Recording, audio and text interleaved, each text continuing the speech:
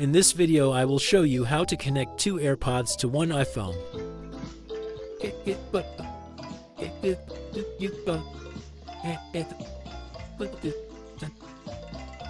Connect an AirPod first.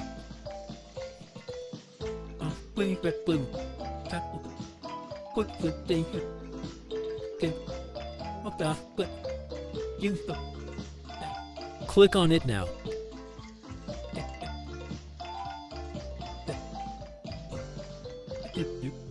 Now go to Share Audio.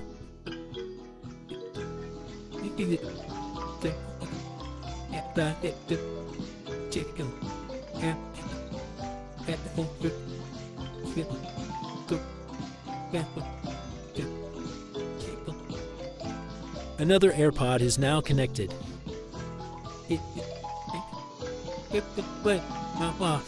You can control both AirPods sound from here.